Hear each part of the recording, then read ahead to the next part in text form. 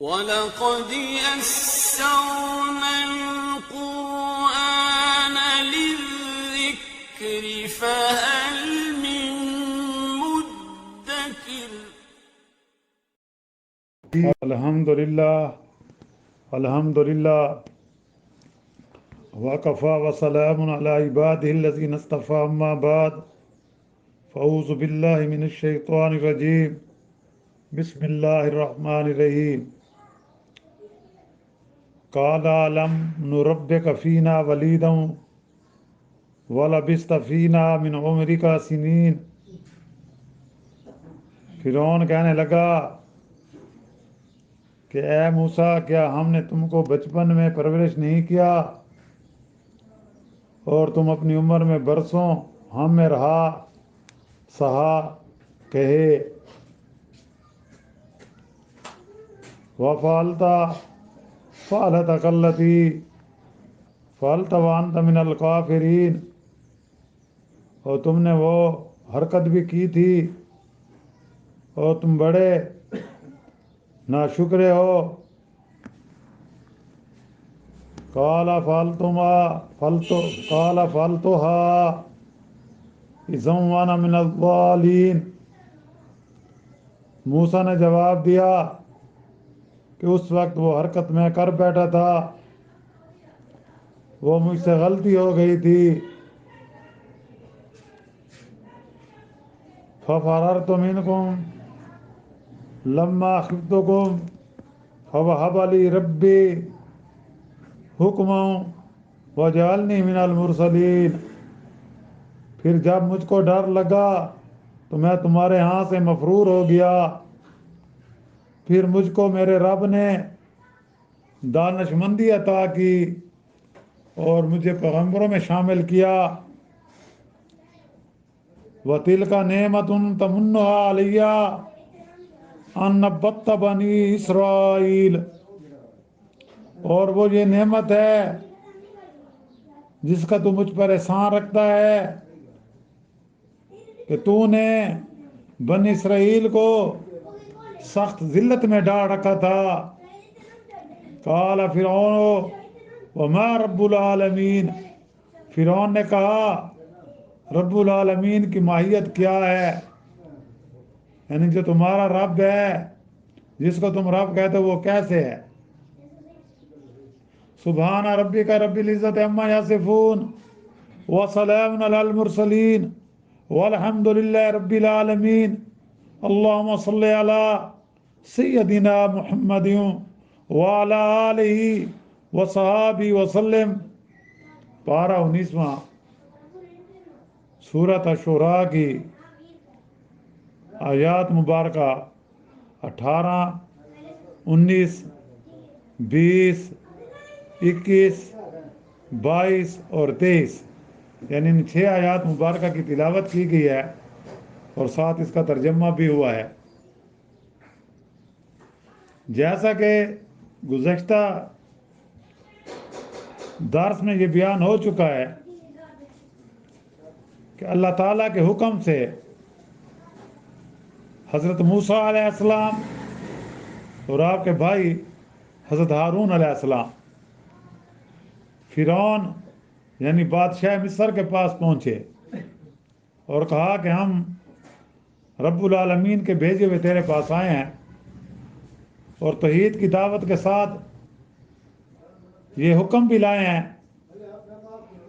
کہ تو بنی اسرائیل کو اپنی غلامی، اپنے بیگار اور ظلم سے رہائی دے کر ان کے اصلی وطن ملک شام کی طرف ہمارے ساتھ جانے دے۔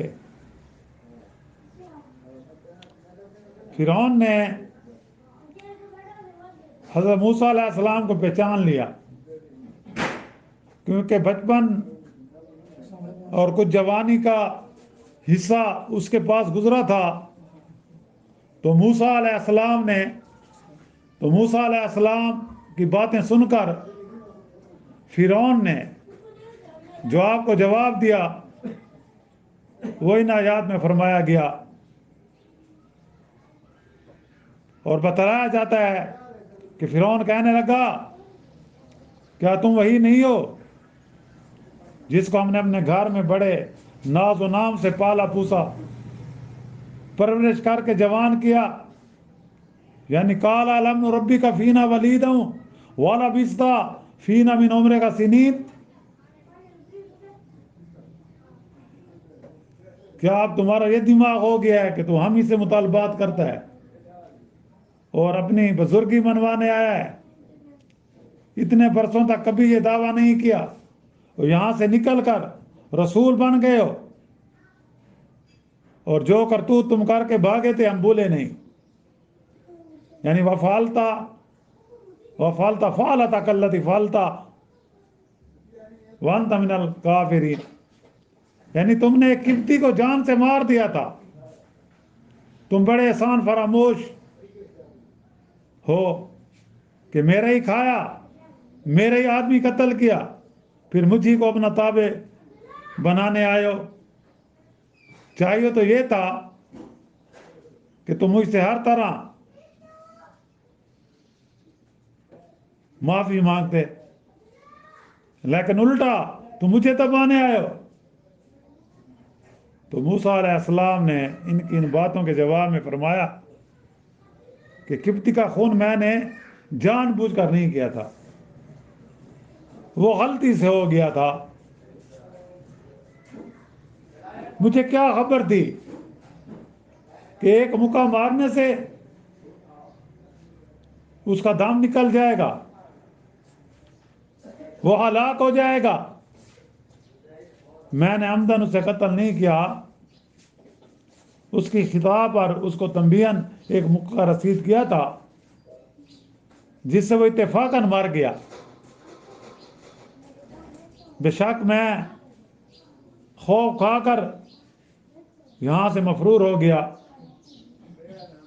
لیکن اللہ تعالیٰ کو منظور ہوا کہ مجھے نبوت اور حکمت عطا فرمائے. یعنی فوہب لی ربی حکما وجعلنی من المرسلین وجعلنی من المرسلین. تو اس نے اپنے فضل سے مجھے سرفراز کیا، رسول بنا کر تمہارے پاس بھیجا. یہ بجائے خود میری صداقت کی دلیل ہے.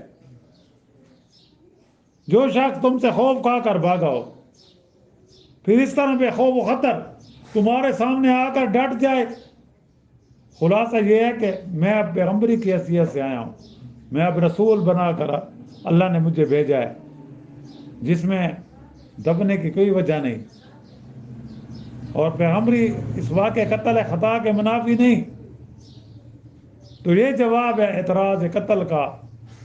اور رہا احسان جتلانا کہ بچپن میں تو نے میری پرورش کی، تو یہ مجھے زیب نہیں دیتا. کیا ایک اسرائیلی بچے کی تربیت سے اس کا جواز ہو سکتا ہے کہ تو نے اس کی ساری قوم کو غلام بنا رکھا ہے، اور پھر میری تربیت بھی خود تیری مظالم کے سلسلہ میں وقوع پذیر ہوئی.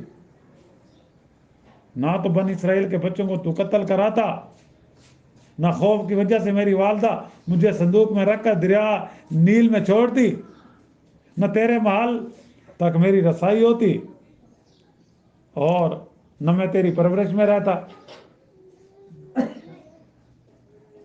میں اگر تیری پرورش میں رہا تو اس پرورش کی اصل وجہ تو یہ تیرا ظلم ہی ہے جو تو نے بنی اسرائیل پر کیا تھا، ورنہ تیرے پاس میں پہنچتے ہی کیوں ہوں. میری پرورش میرے والدین ہی کیوں نہ کرتے. تو مجھے ایسی پرورش کا کیا احسان جتلاتا ہے؟ بلکہ اس سے تو اپنی ناشائستہ حرکات کو خیال کر کے تجھے شرمانا چاہیے. اور صاف صاف بات یہ کہہ دی کہ جس رب العالمین نے تجھ جیسے دشمن کے گھر میں میری پرورش کرائی، اس لیے آج تیری خیر خواہی کے لیے مجھے رسول بنا کر بھیجا ہے کہ تیری آخرت بن جائے، تو عذاب نار سے بچ جائے، یہ تو خدائی دعوت چھوڑ دے، لوگوں پر ظلم و ستم کرنا چھوڑ دے.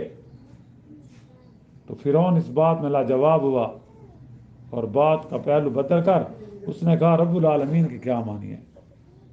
قال فرعون وما رب العالمین، قال فرعون وما رب العالمین، تو فرعون بولا کہ رب العالمین کی کیا معنی ہے، اس کا ماہیت اور حقیقت کیا ہے، رب کہتے کسے ہیں؟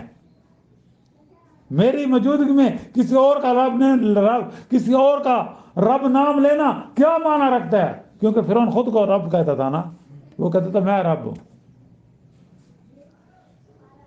تو یہ اس شکی ازلی نے اس وجہ سے کہا کہ فرعون کا دعویٰ اپنی قوم کے روبرو یہ تھا کہ میں اپنے سوا تمہارے لیے کوئی معبود نہیں سمجھتا، وہ کہتا بس میں ہی معبود ہوں، اور تمہارا رب اعلیٰ یعنی میں بڑا پروردگار ہوں۔ چنانچہ اس کی قوم کے لوگ بعض تو انتہائی جھول سے، جہالت سے، نادانی سے، اور بعض خوف سے، اور بعض طمع و لالچ سے اس کی پرستش کرتے تھے۔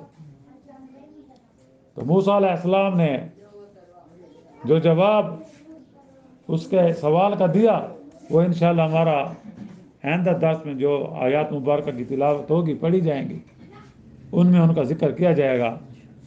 اللہ تعالیٰ کا بے انتہا شکر و احسان ہے کہ جس کے فضل و کرم سے ہم کو خاتم الانبیاء و اشرف الانبیاء امام المرسلین سیدنا محمد رسول اللہ صلی اللہ علیہ وسلم کا امتی ہونا نصیب فرمایا، اور اس طرح تمام انبیاء و مرسلین پر ہم کو ایمان رکھنے والا بنایا۔